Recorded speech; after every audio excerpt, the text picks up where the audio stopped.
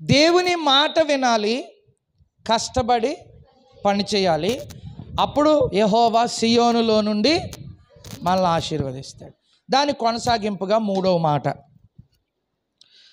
First 134:3 ఒకసారి చదివి, భూమి ఆకాశములను సృజించిన యెహోవా సియోనులో నుండి నిన్ను ఆశీర్వదించును గాక. ప్రైజ్ ది లార్డ్, హల్లెలూయా. భూమి ఆకాశములను సృజించిన యెహోవా సియోనులో నుండి నిన్ను ఆశీర్వదించును గాక. ఎవరు మనల్ని ఆశీర్వదిస్తారు? భూమి ఆకాశములను సృజించిన యెహోవా. ఎలా ఆశీర్వదిస్తారు? ఆయన మాట వింటే. ఎలా ఆశీర్వదిస్తారు? మనం కష్టపడి పని చేస్తే కష్టార్జితాన్ని దేవుడు దీవిస్తాడు. మూడవ మాట, ఆదికాండము 32వ అధ్యాయము 26వ వచనాన్ని చదువుదాం. ఇక్కడ యాకోబు గారు ఉన్నారు. ఎవరు? యాకోబు గారు. యాకోబు గారు తండ్రిని మోసం చేసి, అన్నను మోసం చేసి బయటికి వెళ్ళిపోయాడు. తల్లి ఒకరిని ప్రేమించింది, తండ్రి ఒకరిని. తల్లి యాకోబుని ప్రేమించింది, తండ్రి యాషావును ప్రేమించాడు. తల్లి ఏం చెప్పిందంటే, ఇదిగో యాషావు మంచిగా వేటాడి మాంసం తెస్తానని చెప్పాడు, అది వండిన వెంటనే తండ్రి ఆశీర్వదిస్తానన్నాడు, కాబట్టి ఇదిగో నువ్వు యాషావు వల్లే నీవు వెళ్ళిపో అని యాకోబును మోసంతో తండ్రి దగ్గరికి పంపించింది. ఆశీర్వదించాడు. యాషావు వచ్చినప్పటికీ ఆశీర్వాదాలు లేవు. ఇదంతా మన అందరికీ తెలుసు. అయితే అక్కడ మోసం చేశాడా? విడిచిపెట్టేసి ఇంటిని విడిచిపెట్టి వెళ్ళిపోయాడా? అక్కడ మేనమామ ఇంటికి వెళ్ళిన తర్వాత మేనమామ చేతిలో ఈయన బిడ్డలారా మోసపోయాడు.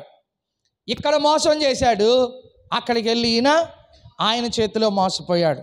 ఏంటి మోసం అని అంటే, యాకోబు అంటే మోసగాడు అని చెప్తారు, యాకోబు అంటే మోసగాడు అని చెప్తారు.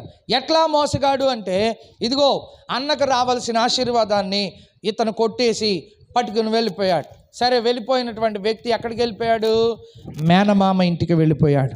మేనమామ ఇంటికి వెళ్ళిపోయిన తర్వాత, మేనమామ ఇంటికి వెళ్ళిన తర్వాత మేనమామ కూతుర్లలో ఒక కూతురుని మనవడు ప్రేమించాడు. హలో యవనస్తులు జాగ్రత్తగా వినాలి. ఎవరిని ప్రేమించాడు చెప్పండి, గట్టిగా చెప్పండి. రాహేలును ప్రేమించాడు. చిన్నమ్మాయిని ప్రేమించాడు. దేవునికి స్తోత్రం. చిన్న అమ్మాయి చాలా అందంగా ఉంది కాబట్టి ఆయన ఏం చేశాడంటే చిన్న అమ్మాయిని ప్రేమించాడు. రాహేలు కోసం 7 సంవత్సరాలు మనోడు కష్టపడ్డాడు. అక్కడ ఏం చేశాడు? వెట్టి చాకరీ చేశాడు. వెట్టి చాకరీ చేశాడు. ప్రేమించిన అమ్మాయి కోసం 7 సంవత్సరాలు అడ్డమైన చాకరీ చేశాడు పాపం యాకోబు. Praise the lord. అలా చాకరీ చేసిన తర్వాత పెళ్లి రోజు రాగానే పెళ్ళి పెద్ద అమ్మాయితో చేసేస్తే తెల్లవారు చూసేసరికి పక్కన లేయా ఉండేసరికి మనోడు కంగారు అయిపోయి, పెద్దదానికి అవ్వకుండా చిన్నదానికి చెయ్యం కాబట్టి, పెద్దది నువ్వు ఎలాగ చేసేసుకున్నావు కాబట్టి చిన్నదాన్ని కూడా చేసేసుకో, ఇంకొక 7 సంవత్సరాలు నువ్వు కొలువు చెయ్యి, ఇంకో 7 సంవత్సరాలు పని చెయ్యి. మరలా మొదలెట్టాడు. మరలా 7 సంవత్సరాలు పని చేశాడు. 14 సంవత్సరాలు అలాగ పని చేశాడు. ఇంకొకటి మీరు మర్చిపోకుండా వినాల్సింది ఏంటంటే, 14 సంవత్సరాలు కూడా కనీసం అలా ముట్టుకోకుండా ప్రేమించాడు. 14 సంవత్సరాలు కూడా యాకోబు అలాగ ముట్టుకోకుండా ప్రేమించాడంట. 14 సంవత్సరాలు కొలువైన తర్వాత చిన్న అమ్మాయిని కూడా పెళ్లి చేశాడు. అట్లాగా 2 అమ్మాయిల్ని భార్యలుగా పొందుకున్నాడు. ఆ ఇద్దరికి 2 పని వాళ్ళు ఉన్నారు. మరలా వీళ్ళిద్దరూ కూడా ఎవరెవరికి దాసీలుగా ఉన్నారు? లేయాకు ఒక అమ్మాయి, రాహేలుకు ఒక అమ్మాయి. ఇట్లాగా మరలా వాళ్ళతో కూడా కాపురం చేశాడు అయ్యగారు యాకోబు గారు. ఇప్పుడు యాకోబు గారు 4 భార్యలతో కాపురం చేసి నలుగురు పిల్లలను కానీ గొడ్లు గొర్రెలు దేవుని బిడ్డలారా అలాగూ అన్నీ సంపాదించుకుని తిరిగి తండ్రి ఇంటికి బయలుదేరాడు. ఎక్కడికి బయలుదేరాడు? తండ్రి ఇంటికి బయలుదేరాడు. అయితే భయం మాత్రం అలాగే ఉండిపోయింది. ఏ భయమో తెలుసా? ఏ భయమో తెలుసా? ఇదిగో నా తండ్రిని నేను మోసం చేసి వెళ్ళాను, నా అన్నను నేను మోసం చేసి వెళ్ళాను, కానీ ఇవన్నీ సంపాదించుకుని తిరిగి వెళ్తున్నాను. అయితే నన్ను చంపేస్తాడేమో మా అన్న, మా తండ్రి నన్ను చంపేస్తాడేమో, ఏదో భయం అతనిని వెంటాడుతూ సమయంలో తన నలుగురు భార్యలు, అంటే 2 భార్యలు, ఆ భార్యలకు దాసీలు, ఆ నలుగురికి పుట్టిన బిడ్డలు, ఆస్తి సంపద అంతా ముందు పంపేశాడు. తనొక్కడే ఎబ్బేకు రేవు దగ్గర రాత్రంతా గడిపాడు. ఆల్ నైట్ ప్రేయర్ అంటున్నాం కదా, రాత్రంతా గడిపాడు. ఇదిగో మనం ఇక్కడ చదివిన మాట అదే. ఇదిగో నీవు నన్ను పోనీ అని దేవుడు అంటే, నీవు నన్ను ఆశీర్వదిస్తే కానీ నేను నిన్ను పోనివ్వను. దేవుని బిడ్డ, ఈరోజు నువ్వు గమనించాల్సిన విషయం ఏంటో తెలుసా? ఆ రాత్రంతా దేవునితో పెనుగులాడాడు. 24వ వచనంలో ఉంటుంది, ఆ ఒక్కడు మిగిలిపోయాడు, ఒక నరుడు తెల్లవారు వరకు అతనితో పెనుగులాడాడు. అతడు గెలవకుండుట చూచి తొడగూటి మీద అతన్ని కొట్టెను. అప్పుడు అతడు ఆయనతో ఇశ్రాయేలు, ఆమేన్, హల్లెలూయా. ఇశ్రాయేలు ఒక దేశానికే మారిపోయింది పేరు. ఇక్కడే ఉండాలి కాసేపు, ఆమేన్. ఎలా మారిపోయింది? ఇశ్రాయేల్ అని ఒక దేశానికి పెట్టేశాడు పేరు. ఇప్పుడు ప్రపంచ పటంలో ఇశ్రాయేల్ దేశం ఉందా లేదా? ఉంది కదా. కారణం, రాత్రంతా దేవునితో పెనుగులాడాడు, పాపాలు క్షమించమని అడిగాడు, అతిక్రమాలు క్షమించమని అడిగాడు, పాపమును విడిచిపెట్టాడు, ఒప్పుకున్నాడు. ఆ రాత్రంతా దేవునితో పెనుగులాడి ప్రార్థన చేసి ఇదిగో నేను చేసిన పాపం, నేను చేసిన తప్పిదం, నేను చేసిన మోసం, అయ్యో క్షమించు అని అడిగి దేవుడు అతన్ని ఆశీర్వదించాడు. పేరు మార్చబడింది. అప్పుడు బయలుదేరాడు. భూమి ఆకాశములను సృజించిన యెహోవా సియోనులో నుండి మిమ్మును దీవించును గాక. ఆ మాట ఎలా నెరవేర్చబడుతుందో తెలుసా అండి? మనము పుట్టినది మొదలుకుని ఎప్పటి వరకు ఏ మోసం చేశాం, ఏ అబద్ధాలు ఆడాం, దేవునికి వ్యతిరేకంగా జీవించామా, దేవునికి ఆయాసంగా జీవించామా, మన చుట్టుపక్కల వారిని మోసం చేసుకుంటూ బ్రతికామా, ఇదిగో మన పదవి కోసం, మన క్షేమం కోసం, మన ఆకలి తీరడం కొరకు ఇతరులను తొక్కుతూ వచ్చామా, ఇదిగో వాటన్నిటినీ ఒక దినాన ప్రభు సన్నిధిలో కూర్చుని ఒప్పుకొని విడిచిపెట్టగలిగితే, ఇదిగో భూమి ఆకాశములను సృజించిన యెహోవా పరలోకము నుండి ఆయన మనలను దీవించడానికి, ఆశీర్వదించడానికి ఆయన సిద్ధముగా ఉన్నాడు. హల్లెలూయా, హల్లెలూయా. యాకోబు యొక్క జీవితం ఎలా మారిపోయిందో తెలుసా? యాకోబు పేరు ఇశ్రాయేలుగా మారిపోయింది. ఇశ్రాయేలు అనే పేరే ఒక దేశానికి నామకరణం చేయబడింది. ఎంత గొప్ప కార్యం దేవుడు అతని పట్ల చేశాడు. హల్లెలూయా.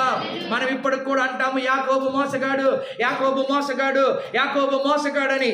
యాకోబు మోసగాడే, కానీ యాకోబు పశ్చాత్తాపపడ్డాడు. హల్లెలూయా. ఆ మోసాన్ని అలాగే ఉంచుకోలేదు, ఆ పేరుని అలాగే కొనసాగించలేదు, ఆ పేరు పోగొట్టుకున్నాడు.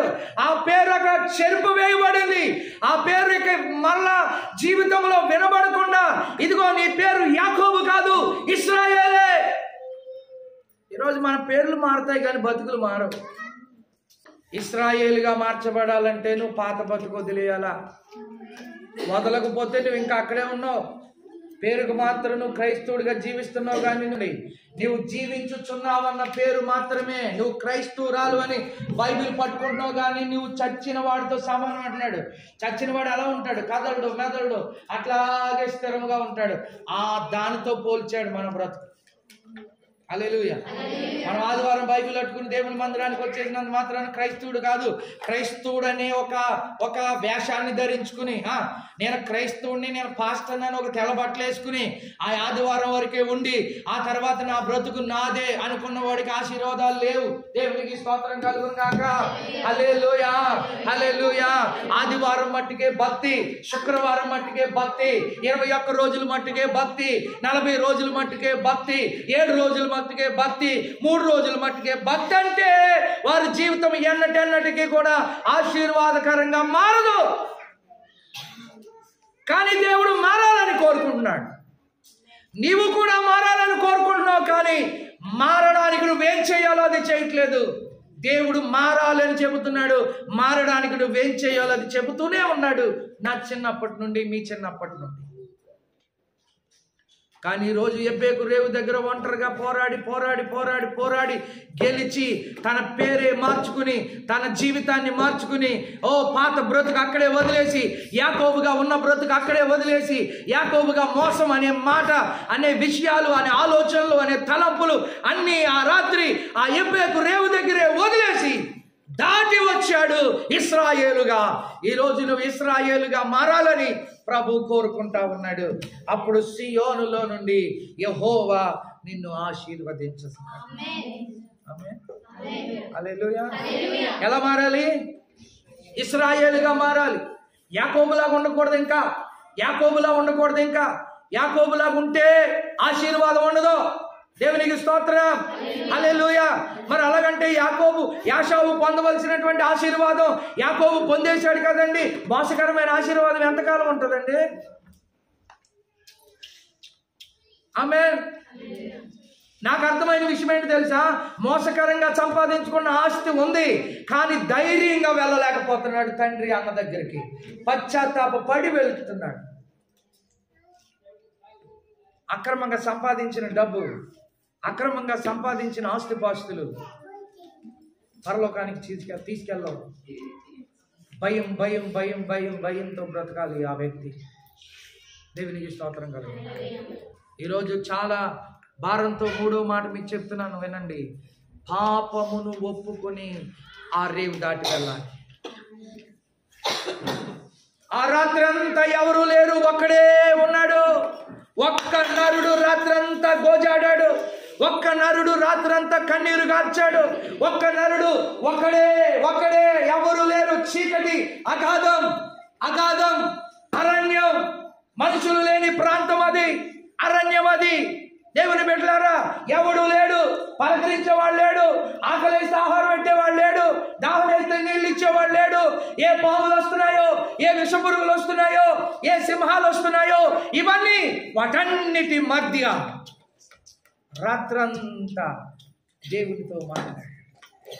ఈరోజు నీ మధ్యలోకి సింహాలు రాకపోవచ్చు, కానీ సింహం లాంటి మనుషులు నీ చుట్టూ ఉండొచ్చు. హల్లెలూయా, హల్లెలూయా. విష పురుగులు నీ దగ్గరికి రాకపోవచ్చేమో, కానీ విషము లాంటి మాటలు కక్కుతున్న వారు నీ చుట్టూ ఉంటే ఉండొచ్చు. హల్లెలూయా. ఇదిగో ఎబ్బేకు రేవు దగ్గర అతని చుట్టూ ఉన్నటువంటి పరిస్థితులు ఏమైనా కానీ నిలవబడి పశ్చాత్తాపడి ప్రార్థన చేసి పేరు మార్చుకుని ఎబ్బేకు రేవు దాటిన యాకోబు వలె ఈరోజు నీవు ఆ రేవును దాటగలిగితే గనక భూమి ఆకాశమును సృజించిన యెహోవా నిన్ను ఆశీర్వదిస్తాడు. 4వ మాట చూద్దాం. యోబు గ్రంథం 42వ అధ్యాయం 12వ వచనం.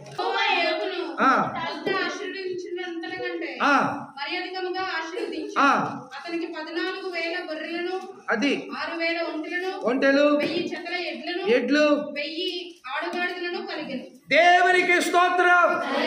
1వ అధ్యాయంలో యథార్థవంతుడు, న్యాయవంతుడు, చెడుతనాన్ని నశించుకున్నవాడు, భయభక్తులు కలిగినోడు అని చెప్పింది. ఏమండి? 1వ అధ్యాయం ప్రారంభంలోనేమో అతడు యథార్థవంతుడు, న్యాయవంతుడు, దేవుని యందు భయభక్తులు కలిగిన వాడు, చెడుతనాన్ని నశించుకున్నవాడు అన్నాడు. 1వ అధ్యాయం చివరిలో ఏం జరిగిందో తెలుసా? అతను ఏ ఆస్తి అయితే కలిగి ఉన్నాడో ఆ ఆస్తి అంతా పాడైపోయి, అందరు ఇక్కడే ఉంటే స్తోత్రం చెప్పండి. ఏమైపోయిందమ్మా యోబు జీవితం? ఎంత దేవుడు అతన్ని ఆశీర్వదించాడో అంత ఆశీర్వాదము ఏమైందో తెలుసా? ఒకేసారి నేలమట్టం అయిపోయింది.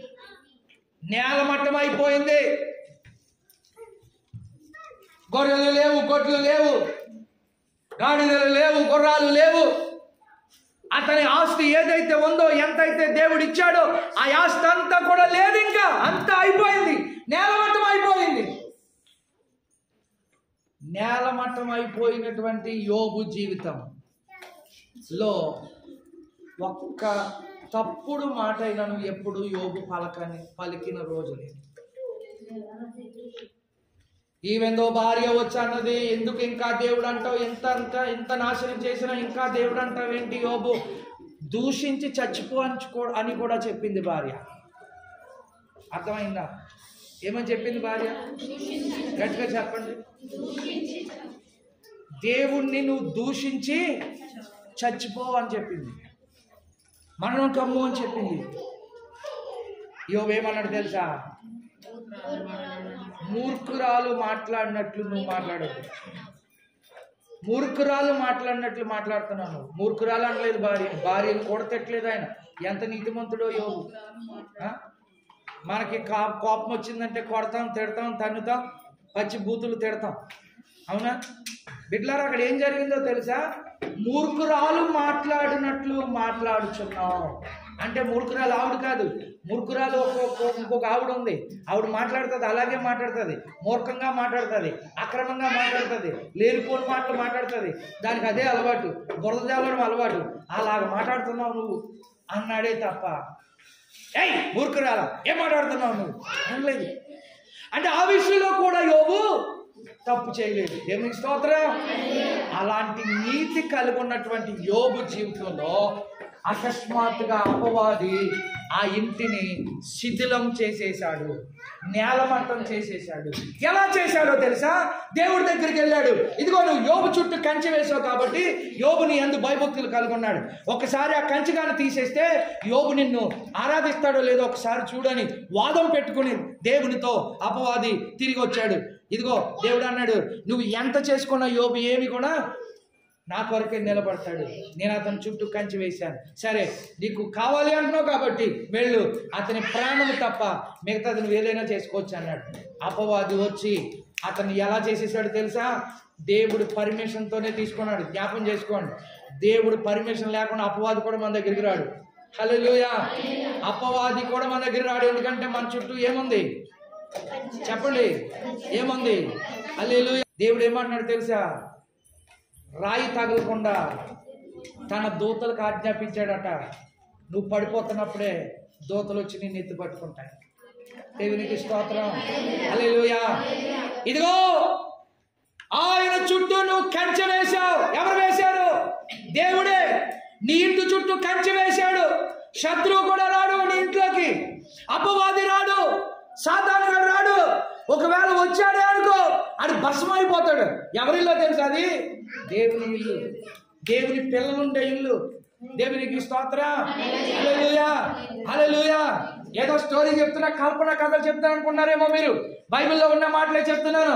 అలాంటి అద్భుతమైన కంచె నీ చుట్టూ నా చుట్టూ ఆయన వేశాడు.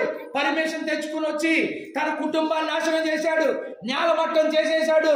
నేలమట్టం చేసిన ఒకటే ఒక మాట చెప్పాడు. ఏంటో తెలుసా? యెహోవా ఇచ్చాడు, యెహోవా తీసుకున్నాడు, యెహోవా నామమునికే మహిమ. ఎవడన్నా చచ్చిపోతే కూటం కూడా ఎట్టినవారు మనోళ్ళు. 10 శవాలు పడి ఉన్నాయి. అక్కడ కూర్చుని యెహోవా ఇచ్చాడు, యెహోవా తీసుకున్నాడు, యెహోవా నామమునికి మహిమ. ఎంత ధైర్యం అండి యోబుకి. దేవునికి స్తోత్రం కలుగుతుందా? ఎంత ధైర్యం అండి యోబుకి.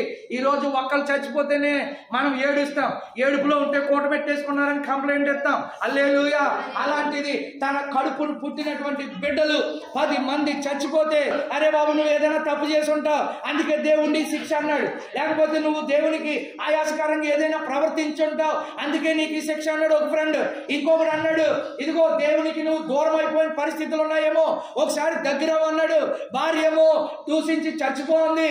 ఇలాగ భార్య వలన ఆదరణ లేదు, స్నేహితుల వలన ఆదరణ లేదు, సమాజంలో ఎవరు అతన్ని ఆదరించట్లేదు, ఒకడే అయిపోయాడు. ఇంచుమించు యాకోబు లాగా ఉంది జీవితం. అన్ని ఆశీర్వాదాలు ఉన్నాయి కానీ ఒక్కడైపోయాడు. ఇప్పుడు అన్నీ ఉన్నా పోయి ఒంటరివాడు అయిపోయాడు. నా తల్లి గర్భంలో నేను దిగంబరిగా వచ్చాను, దిగంబరిగా పోతాను. అదే మాట చెప్పాను. ఈరోజు నీకు ధైర్యం కలగడానికి, విశ్వాసం కలగడానికి, వాక్యంలో స్థిరముగా నువ్వు నిలబడడానికి నేను మిమ్మల్ని ప్రోత్సహిస్తూ మాట్లాడుతున్న మాట్లాడుతూ తెలుసా?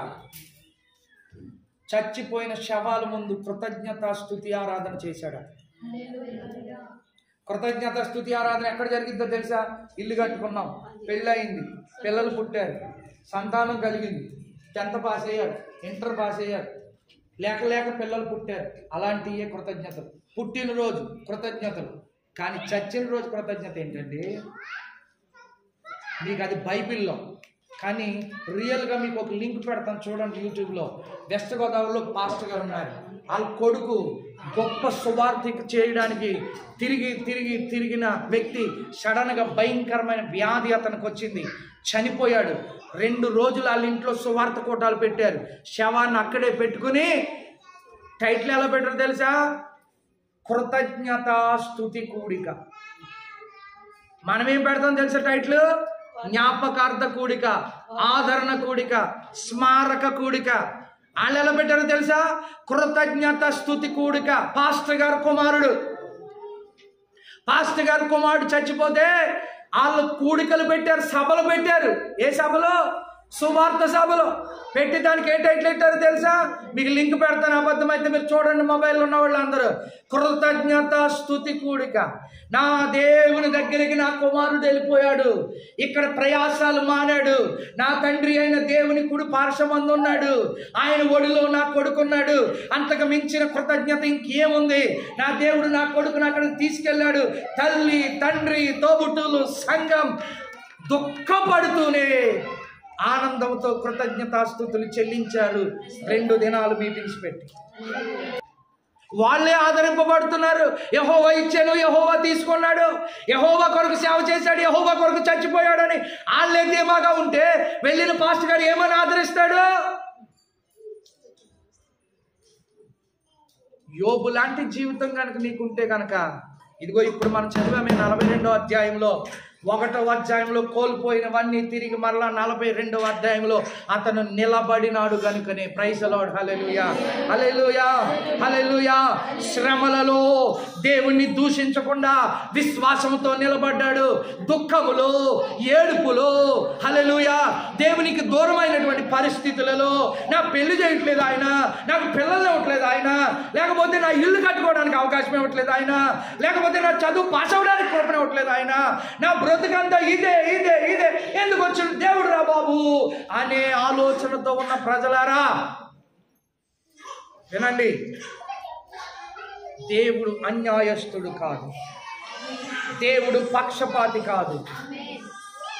శ్రమలలో నీవు దేవుని దూషించకుండా నిలబడితే 42వ అధ్యాయం 12వ వచనంలో యెహోవా యోబును మొదట ఆశీర్వదించినంత కంటే మరి అధికముగా ఆశీర్వదించాను. చప్పట్లు కొట్టు బిడ్డలారా. హల్లెలూయా. 1వ అధ్యాయంలో ఒక ఆశీర్వాదం ఉంది, 42వ అధ్యాయం వచ్చేసరికి మధ్యలో నలిగిపోయాడు, కృంగిపోయాడు, మరణావస్థలోకి వెళ్ళిపోయాడు. స్నేహితుల వల్ల, భార్య వల్ల, సమాజం వల్ల తన ఒంటి మీద వచ్చిన గాయాలు, తన ఒంటి మీద ఉన్నటువంటి కురుపులు, చిల్లా పెంకు తీసుకుని పెంట్లో కూర్చుని గోక్కునే పరిస్థితి.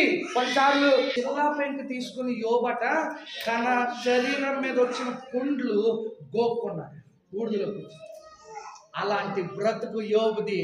42వ అధ్యాయం మాట చెప్తుంటే నాకు ఎలా ఉందో తెలుసా? దేవునికి మహిమ కలుగును గాక. అటువంటి జీవితము జీవించే కృప దేవుడు మనకి ఇవ్వాలి.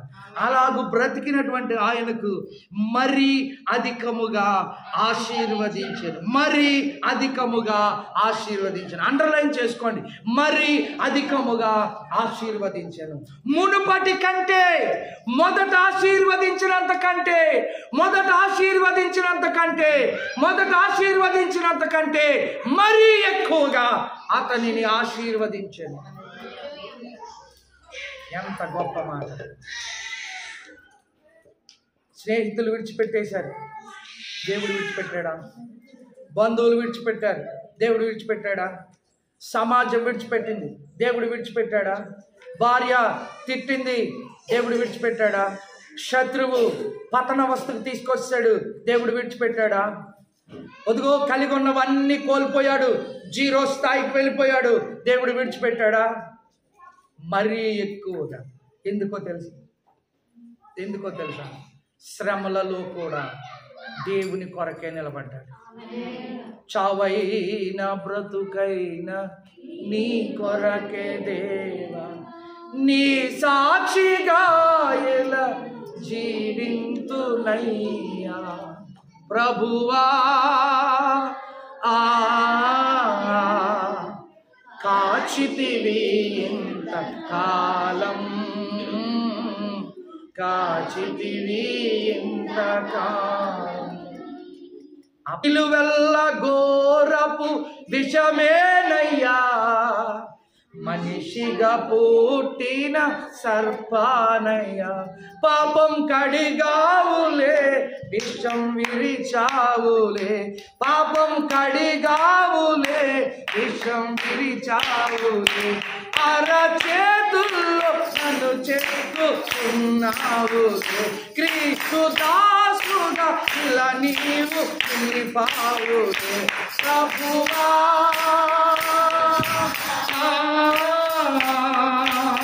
కాచితివి ఇంత కాలం, కాచితివి ఇంత కాలం.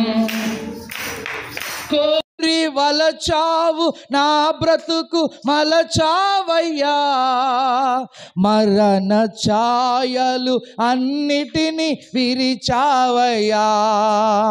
కోరి వలచావు నా బ్రతుకు మలచావయ్యా, మరణ ఛాయలు అన్నిటినీ విరిచావయ్యా. నన్ను తలచావులే మరి పిలిచావులే, నన్ను తలచావులే మరి పిలిచావులే. అరచేతుల్లో నన్ను చెక్కుకున్నావులే, అరచేతుల్లో నన్ను చెక్కుకున్నావులే ప్రభువా. కాచితివి ఇంతకాలం, కాచితివి ఇంతకాలం. బాధలు బాపితివి నీవేనయ్యా, కన్నీరు తుడచితివి నీవేనయ్యా. బాధలు బాపితివి నీవేనయ్యా, కన్నీరు తుడచితివి నీవేనయ్యా. నన్ను దీవించితివి, నన్ను పోషించితివి, నన్ను పోషించితివి, నన్ను దీవించితివి. నీ కౌగిటిలో నన్ను పెంచుతున్నావులే, నీ కౌగిటిలో నన్ను పెంచుతున్నావులే ప్రభువా. కాచితివి ఇంతకాలం, చప్పట్లు కొడుతూ కాచితివి ఇంతకాలం ప్రభువా. కాచితివి ఇంతకాలం, కాచితివి ఇంతకాలం. చావైన బ్రతుకైన నీ కొరకే దేవా, చావైన బ్రతుకైన నీ కొరకే దేవా. నీ సాక్షిగా ఇలా జీవింతునయ్యా, నీ సాక్షిగా ఇలా జీవింతునయ్యా ప్రభువా.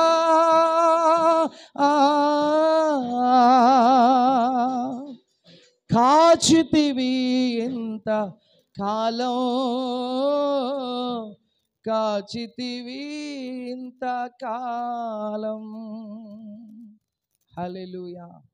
తన బ్రతుకులోంచి వచ్చిన పాట అది, తన జీవితంలో నుండి వచ్చిన పాట అది. తను నిలువెల్లా విషముతో ఉండిపోయినప్పుడు మనిషిగా మార్చి పాపము కడిగాడు అతని జీవితాన్ని.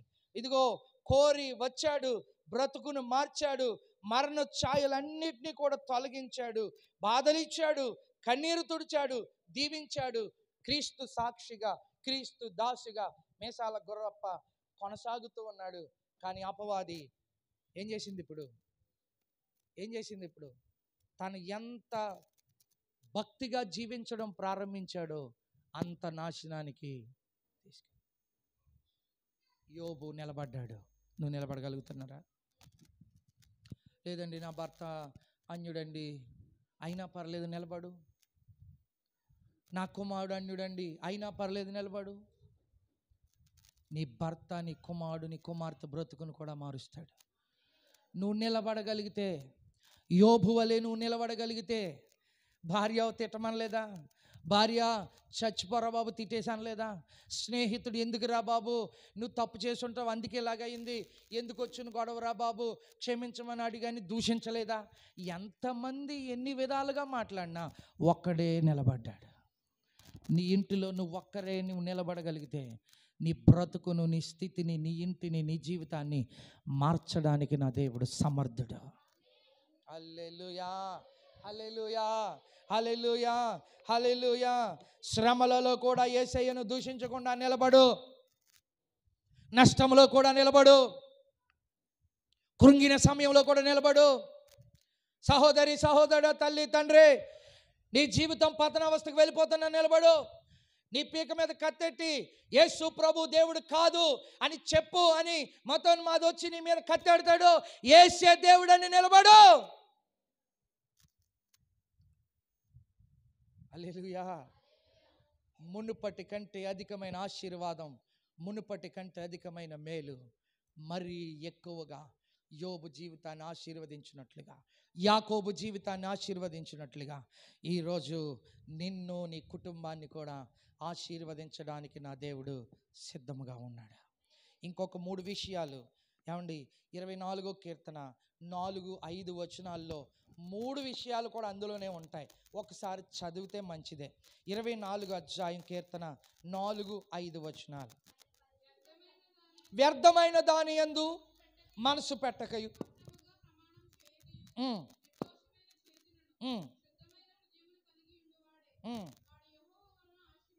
Praise the lord. భూమి ఆకాశములను సృజించిన యెహోవా మనల్ని ఆశీర్వదించాలంటే 5వ మాట, వ్యర్థమైన దాని యందు మనసు పెట్టకూడదు. చెప్పండి. దేవునికి వ్యర్థమైనది ఏదో దాని యందు మన మనసు ఉండకూడదు. 6వ మాట, కపటముగా ప్రమాణం చేయకూడదు. చెప్పండి ఏంటి? మీరు కపటముగా ప్రమాణం చేశారా, దేవుడు మిమ్మల్ని ఆశీర్వదించడు. 7వ మాట ఏంటో తెలుసా? శుద్ధమైన హృదయము. ఏం కలిగి ఉండాలి అంటే ఏంటి దాని అర్థం? శుద్ధం అంటే శుభ్రం. వైట్లో మచ్చ కనపడితే ఏం కనపడుద్ది? డాగ్ ఉంటే ఏమవుద్ది? చిరాగ్గా కనపడుద్ది. ఆ వైట్ షర్ట్ వేసుకోలేం, ఆ వైట్ ప్యాంట్ వేసుకోలేం. అలాగే మీ జీవితాల్లో, మన జీవితాల్లో కూడా ఆ వైట్లో ఈ నల్లని చుక్క అపవాది సాతానుగాడు ప్రవేశించి డాగు, మచ్చ, ముడత కలిగిన జీవితంగా మార్చేశాడు అనుకోండి, శుద్ధమైనదిగా, పరిశుభ్రమైనదిగా లేదనుకోండి, మన దేవుడు ఆశీర్వదించడు. ఒకరు చెయ్యి ఒకరు పట్టుకొని, భూమి ఆకాశం సృజించిన యెహోవా, భూమి ఆకాశం సృజించిన యెహోవా సియోన్లో నిన్ను ఆశీర్వదించునుగా. దేవుని మాట విను, కష్టపడి పని చేయి, పాపమును ఒప్పుకొని విడిచిపెట్టు, శ్రమల్లో దేవుని దూషించొద్దు, విశ్వాసంతో నిలబడు, వ్యర్థమైన దాని యందు మనసు పెట్టొద్దు, కపటంగా మానం చేయొద్దు, శుద్ధమైన హృదయం కలిగి ఉండు. భూమి ఆకాశం సృజించిన యెహోవా సియోనులో నుండి నిన్ను దీవిస్తాడు. Praise the lord. చేతులు పైకెత్తి చెప్పబడినటువంటి వర్తమానం మన హృదయాల్లో నాటింపబడి స్థిరమైన వారిగా, కదలని వారిగా, ప్రభు కార్యాభివృద్ధి యందు నిలబడే కృపదేవుడు మనకి. చేతులు పైకెత్తి